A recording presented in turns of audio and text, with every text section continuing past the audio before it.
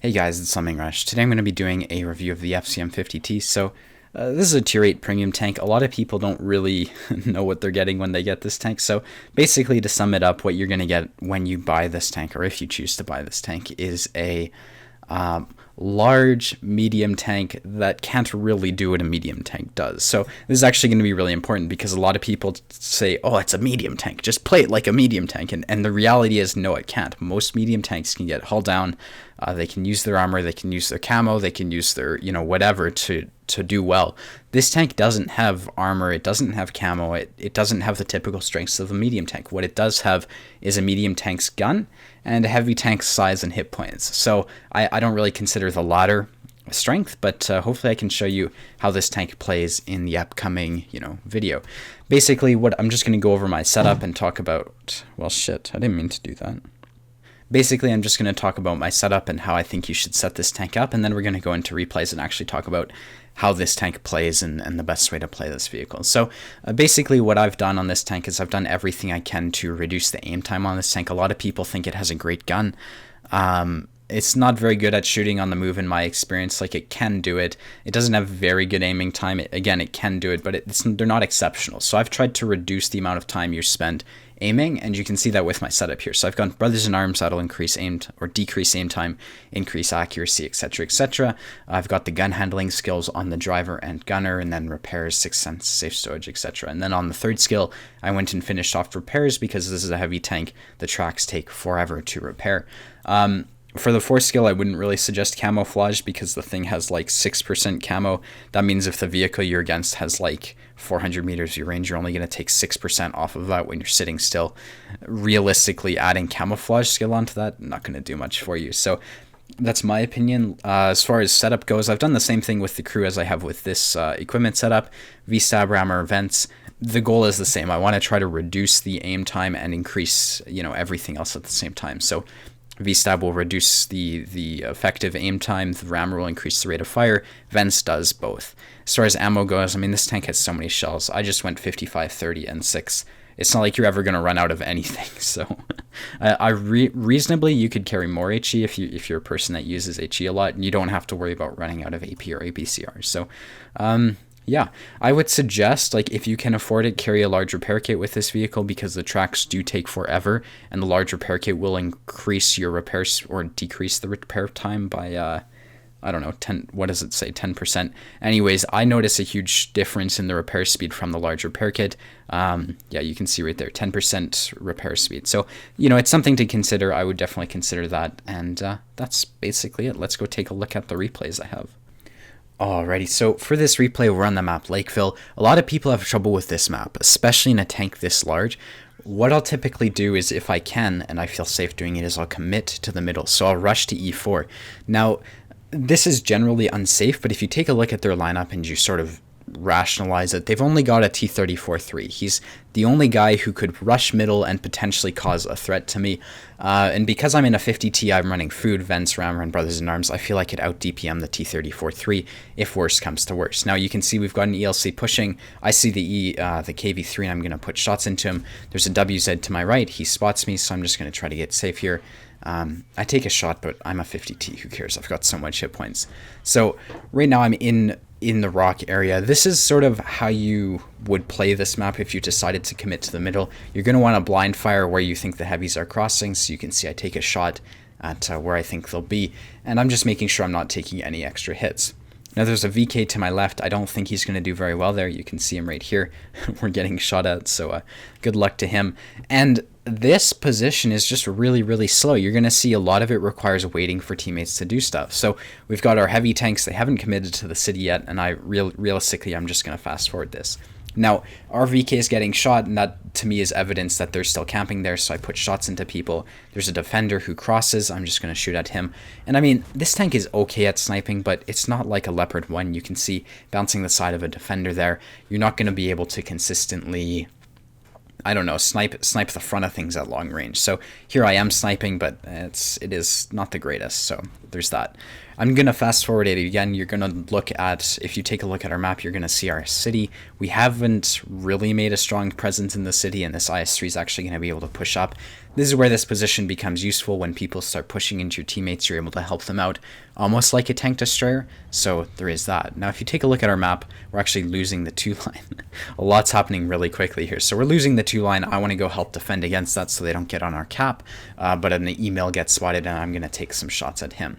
This shot misses. You can see how terrible the aim time is. I did get rammed by a teammate there, but, you know, it's not a very good shooting on the move tank, so yeah, it's just the way this tank is. You're not going to be able to reliably take snapshots and stuff on the move. Now, I think it's very likely that they're going to win the city. You can see there's 4 tanks against 2. So what I want to do is I want to try to win at least 1 flank to give myself a chance at winning this game. So I'm going to come into the city, or excuse me, I'm going to leave the city alone. I'm going to play the 2 line. My goal is to clear this out, because when I choose to fight against the city, because they're going to push through, I want to be able to just face them and deal with them and not have to worry about getting flanked. So that shot there misses. Again, just another example of how bad this tank is at, like, shooting on the move and shooting quickly and whatnot. But you're going to see its mobility shine. I'm able to climb up this hill, and now I'm going to start putting shots into the T150. Now, I think I donk a couple shots. I don't know how that bounced. Whatever, though. The goal is just to clear this up, because, again, if you look at our map, there's a bit of urgency here. We need to get into positions to shoot the enemy as they push from the city into our base. So you're going to see, I'm just going to try to leave this T29 to die. If the VK isn't able to kill him, I finish him off. And now is sort of like when the carry becomes relevant. So what I'm going to do, and this is typically what I'll do on this map, is I'll play at A2. This allows you to put the enemy in a crossfire as they push through the north. You're going to see I make that decision right now. I'm not in a huge rush to defend the base. It's just an inevitability. I'm going to wait for them to push.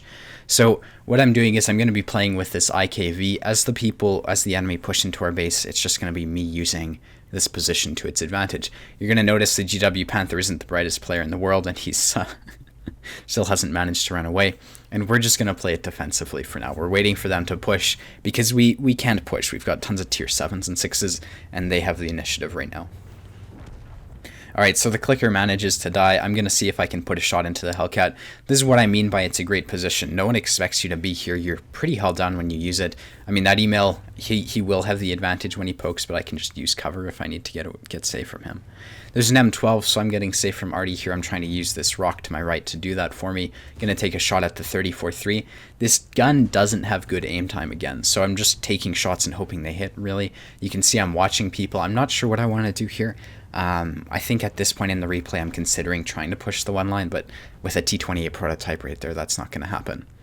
So I'm going to take my time to aim this shot. There's a defender. I want that shot to pen. You can see it's fairly easy to pen his lower plate, especially when it's angled the way it is. That shot misses, so there's that. But I'm just going to keep playing this position. We're actually down 4 tanks right now. Wait, what? Yeah. Fuck, they have a lot of tanks right now, and so you're going to see how good this position comes the second they try pushing into me. I'm taking quick shots here. The Hellcat managed to kill my commander. I'm just going to focus on out-trading these guys and making quick shots happen. So ideally, when I'm in a position like this, I'll be able to shoot before they can react, and I won't take hits. That email's looking at me. He doesn't manage to do anything to me. I'm going to see if I can finish off this KV-3. That shot doesn't hit him, but the VK manages to kill him. And now we're going to continue using this position. You're going to see this KV-85, if I poke on him, there's nothing he can do. He's giving his side to me, so I'm going to use this position to my advantage. The email looks away, and I'm able to pump shots into the side of his turret right here. Now I'm loading gold. I'm not super confident on penning the email too, so there's that. We're also down quite a few tanks, and it feels like they have way more hit points. You're going to notice the SU-100 and the T-28 prototype are pushing through the valley, so we're actually surrounded right now. My goal is just to try to, kill as many people as possible, because I feel like we're going to lose this game. There's the Hellcat. I take a quick shot at him. I managed to pen his side. Who would have guessed? We're just going to see if I can finish him off right here. That's the goal. For whatever reason, I'm fucking shit at aiming, and I missed that shot. So that was an easy kill right there that I missed. I was going to say it happens, but that's pretty amazing what I managed to do right there. So what I'm going to do is I'm just going to wait for the email to back off. You can see he's doing that. Then we're going to go for the Hellcat. Take a quick shot there. Again, it misses. This tank isn't very good at snapshotting. And then we're going to go for the T-34-3 right here. So we kill the 34-3. That's one of their biggest threats out of the fight. Really, it's just the email and the arty that are that I would consider major threats. Take another shot at the Hellcat. It misses. And I mean, this tank isn't very good at snapshotting or really anything in my opinion, but it's really fun to play. You're going to see I killed the KV-85 right there. There's not much he could have done going for the Hellcat. And now suddenly there's only one tank in the north that we have to deal with. So you're going to see I'm going to try to help out my teammates here. I want to kill the T-28 prototype and the SU-100 before my teammates die. That way we can sort of deal with the email 2 while he's alone. Take a shot at the T-28 prototype. It bounces. He just shot, so I'll be able to beat his reload.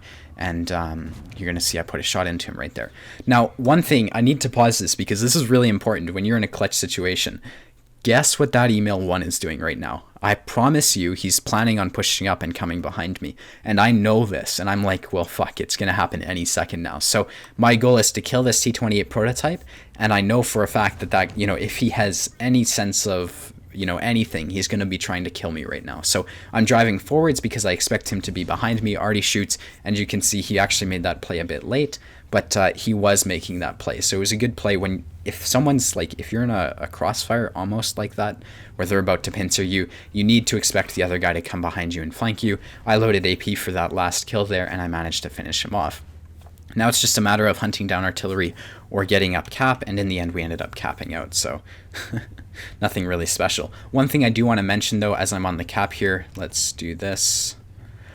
You can see I'm clearing out their base. When you're on cap and if you expect someone to be in a specific area, don't drive around. It totally reduces your camo. When you're against an M12, you're going to see he's not back there. I suspect he's in the city, but I also expect him to be at K8. So when I'm in this sort of capping position, people will often sit in this bush right here. And so what I'm doing is I'm actually sitting really close to it because I want to spot him as he gets into that position if he's going to try to scout us. But you're also going to see I'm angling my tank towards cover, so if I need to run, I can get to this house. But I'm not driving around. People will drive around when they're trying to cap out. That reduces your camo and makes it way easier for you to get spotted. So, just a tip right there if you're ever in a situation where you need to cap out. So, yeah, let's go look at the end plates. On to the next. Alrighty, so as you can see, that was a mastery badge. Just a mastery badge, 116,000 credits, 2,500 XP, high caliber, top gun, 4684 damage. In the end, look at that, pretty good, 1,500 base XP. In the end, I made 44,000 credits because I spent a ton on gold. It happens though, especially when you're trying to carry a game. You do inevitably shoot a ton of gold. So that's pretty much it. Let's go take a look at the next game. Alrighty, so here we're on the map Mountain Pass. Typically what I'll do on Mountain Pass is I'll go and play the K3J2 corner. Doesn't really matter what tank I'm in or what lineup they have. I'll always go to this corner here unless they have a ton of arty or something. So that's what I'm going to do. When you're going to this position, you don't want to take your time doing it. You need to get across this open space here. Otherwise, scouts are going to spot you and TDs are going to farm you. What I like to do is I'll just shoot across while I'm crossing. But, there's not much to it. You just want to get across it as quickly as possible and into the J2 location so you're, safe. Right now they've got a Chaffee active scouting. To be honest, he's overcommitting. What I'm going to do is I'm just going to push through because I want to get to K3 as quickly as possible. I don't really care if I lose hit points to a Chaffee. He's a Chaffee. And I'm just going to sit up here and I'm going to look for shots on whoever pokes. Now, you have to be careful when you're in this position, especially in a tank as big as the 50T, because clickers like the M40, 43 are just going to love to shoot at you. So it's a bit of an already unsafe position, but it's really good in my experience. So I'm going to fast forward this. One thing I do want to talk about though is the situation. If you look at everyone around me, I've got pretty aggressive teammates. I've got a defender who's being aggressive on this corner, Tiger P who's pushing in, and I'm noticing that. Normally as an aggressive player I will be up with them, but when you're in a 50T you sort of have to rein yourself in a bit because really it's super easy to die in this thing. So I'm pushing up, T44 backs into my shot, I'm able to shoot him on the move. When you're at ranges like this, yeah, this tank can hit shots on the move. Anything farther though, or if you're turning your turret, it's not going to happen. So that T44 is going to die, I put 2 into him, and now we're just brawling with this IS. With the aid of this, Tiger P and the defender. So there's that. Right now I put a shot into the upper front plate of the IS. I'm just going to keep brawling this. You're going to notice if you're brawling in a tank like this, you want to be shooting at people who either A, aren't looking at you, or B, are reloading. One thing that happens here though is Okay, I have to fucking pause this. What happened here is the IS YOLO'd the defender. I needed to help out the defender, otherwise he was probably going to die or take an extra hit. I didn't want that to happen, so I pushed. The Tiger P pushed with me and wanted me to use him as cover, which he didn't need to. It's a nice gesture, but I was full HP. He didn't have to kill himself. So there's that. You can see me arguing with him in chat there, not really arguing, but telling him he didn't have to. And I'm just going to try to go up against this T26E4. Now, this replay has been informative to me. I'm not really good at penning the super Pershings. I should probably just spend 15 minutes and, you know, in a training room and practice aiming for that gun mantlet. I found that I get really unlucky when I'm shooting at the grenade launchers at the top of his turret, so I'm trying the new weak spot here. And you can just see how well that works out for me. Right now I've got 3 tanks behind me, 4 including myself. I've got 1500 damage. We're just brawling the super Pershing. Now the reason I'm being so aggressive here, normally I'd be a lot slower, but if you take a look at our map, they have 4 tanks or 5 tanks up north, and we have 2. So we're going to lose the north, and just like last game, you need to win at least one flank if you want any hope of winning the game. If those 5 tanks push through and cap us out, we have no chance at winning. So I want to be able to get back as quickly as possible, but I need to kill the super Pershing and the TDs so they don't like pincer us at the end of the game. Hopefully that makes sense. But basically I don't want to be on the hill and have to deal with people coming from the west and the east of the map. So we managed to finish off the super Pershing. Right now the defender looks like he's gone back to base. I'm going to poke right here, the SU-100 shot. I've got 750 hit points, so if these guys are both using the 122, they can both kill me if they double tap me. The SU-122-44 shoots, the SU-100 kills him. I actually thought I lit the 122-44 on fire, and I'm going to take a shot at this SU-100. Now, I've got a Bulldog who's pushing the SU-100 with me. I'd love to just kill this SU-100 and go back to base and help out. The 100 fires, so I finish this guy off, or I try to. The M41 finishes him off, and now it's sort of like I have to go cap. Now, the M41 Bulldog, they actually have 2 Bulldogs who are going to, it appears to me, who are going towards their cap, going to kill Artie. One goes back to base, and the B2 Bulldog goes to cap out. Or this is what I think at the time. I'm trying to tell the Bulldog to cap just so he's like certain he's going to cap, but he kills Artie and then decides, no cap, kill all. And they have as many tanks as we do. Fucking amazing. Anyways. What's going to happen is the Bulldog decides capping is a waste of time. We lose another Bulldog. We're down. Now we're tied on tanks with them, and we have an Artie, so we're down 2 tanks basically. And this Bulldog is just rushing straight towards them from Ice Road. Absolutely incredible. What I'm doing right now is I'm getting mad at the Bulldog for not capping. You can see everyone else is getting mad at him too. My goal right here is to try to get side shots on the Astura Mill because he's going to be facing the Bulldog. So you can see that's what I'm going to do right now. I'm aware they have a super Pershing, so I'm not going to stick around. I'm just going to get 1 or 2 shots off, you know, inevitably when I get spotted. So you can see I put a shot into that Astura Mill. I'm not going to risk getting killed by the super Pershing because I've got 3 hit points. I'm just going to back off and try to help out the defender who's going to have to deal with an IS-6 and a KV-85. So right now what's happening is you're going to see I'm doing that. I do have to be cautious. I get the impression that the T26E4 will have been pushing up this water here, and he's going to come behind us. So I actually want to rush the situation. I want to get into the IS-6's face, and I want to kill him. Obviously, that's a bit difficult when you have 3 HP, but the Artie lands an amazing shot and turns their IS-6 into a one-shot. Now, how I play this is really important. This IS-6 isn't going to expect me here. Realistically, I can also react faster than him. So I'm just going to drive up and I'm going to push a shot into his frontal plate. You can see he wasn't even prepared for me to be there. I was prepared and I managed to finish him off. Now, like I said, I'm expecting that super Pershing to come behind me, so I ping it. I let the Artie know, hey, you're going to have to face that direction because we're about to get flanked, and I'm going to go up to H3. I'm going to, well, really, I don't need to fast forward this. What ends up happening is the super Pershing's way slower about it than I thought. Normally, I assume everyone's, has the same situation. How do I say it? I assume everyone's as fast as me. So basically, I'm going to this position. I expect the super Pershing to be climbing that ramp right now, and I want to kill him before that KV-85 caps out, or it's the Sturm Mill. Really, I don't know right now. So I'm expecting him to be on the ramp, but you can see he's under the bridge. So in a super Pershing, as slow as he is, he's not doing anything. So I'm just going to rush the cap right now. I thought he would be on the ramp, but because he was a lot slower about it than I assumed, we're just going to push into this KV-85. Now, luckily, I have an amazing Artie player with me. Most Artie players won't do this, but he's full HP. I'm a one-shot. I'm asking him to take the hits, and he totally agrees. So this is actually going to be the play that wins us the game. And in my opinion, it's all down to the arty right here. So just watch. Honestly, it's absolutely amazing. So what's going to happen is we know the KV85 or something is on cap. He's got the hit points. I'm going to let him lead. We do have time. I was considering pushing him here, but I didn't want to, like, you know, fuck him up if he was trying to take a shot or anything. So I'm just going to sit at this corner, wait for him to take the hit, then we're going to kill whoever's on cap. So he's driving, you know, it is what it is. We do sort of want to push this, but you can see the KV85 fires. I make the shot penned, and now I'm going to play the hill. I'm really worried about the super Pershing coming behind me. All right. So you can see in chat, I'm absolutely in love with the FV207. He did a great job. Most arty players won't do that. So in my opinion, like, what's his name here? Bennett Jones, like, that was absolutely a stunning play. So what we're going to do from here, I'm a one-shot, my teammate's a one-shot. They've got 600 HP, and they've also got a one-shot email. What I'm expecting to happen is I expect the email, because he was last spotted on the ice road, to come from here, and it's pretty inevitable that the super Pershing is going to be coming from the H5 location. So I'm checking this. I don't want our arty to be, like, surprised by the Stura Mill, but you can see I clear it out. I make sure it's safe, and now I'm just going to poke. I'm not going to commit to this side because I don't want to get snapshotted, but I'm going to poke, and I spot the super Pershing. Okay, so how do you play this hill when you're here?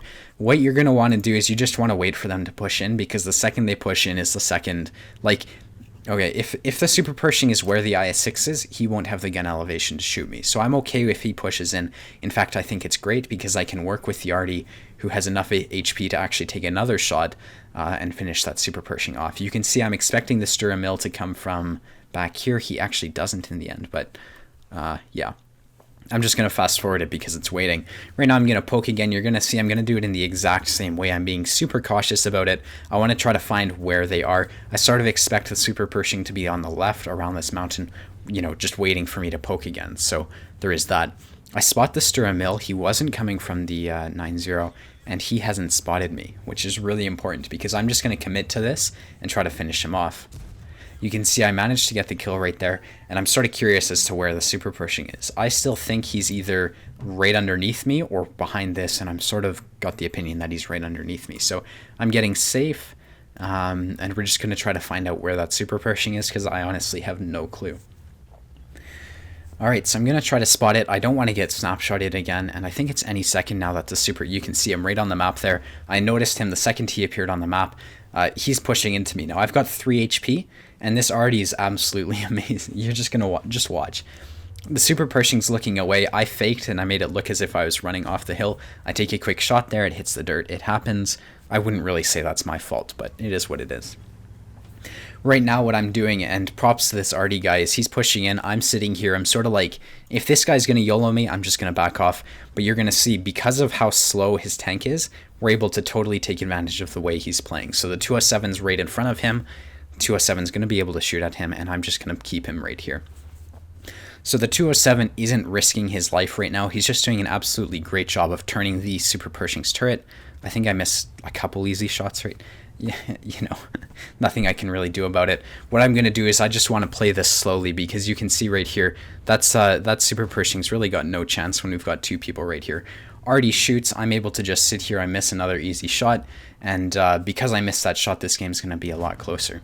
I managed to pen his grenade launcher thingy. He's 6 HP, I'm 3 HP, and the arty is behind him. So I'm just going to stay here. I'm totally ready to jump off the hill if I need to. He shoots. I think I'm going to beat his reload, so I just pop up, and I'm going to try to pen his grenade, or his machine gun port right there.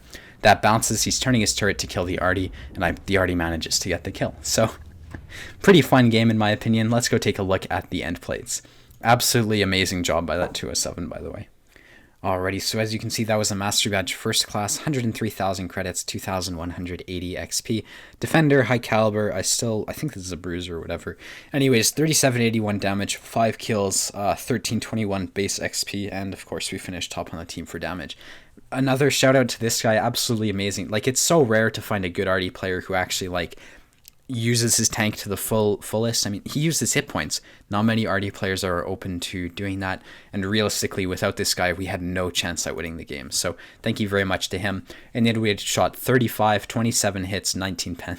Pretty shitty at aiming. We ended up losing 707 credits, again, because I bounced so many fucking gold shells. But regardless, hopefully this demonstrated how this tank plays. What I've found is that it's not the greatest credit earner if you're like me and you run food and APCR a lot, but realistically for the average player who's not going to run food and who's going to run AP, the shells are dirt cheap. It's really easy to, well, it's not easy to do well with, but it's pretty, like, if you're like an above average player, I'd recommend getting this tank. So that's just my opinion. It's a decent credit earner tank. There's better. I think the Super Pershing's better bang for your buck, I guess, but if you're like trying to train your French crew or whatever, I don't think this is a terrible tank to get. So hopefully this video was helpful. If you want to see more, be sure to hit the like and the subscribe button, and I hope to see you around. Later, guys. Bye-bye.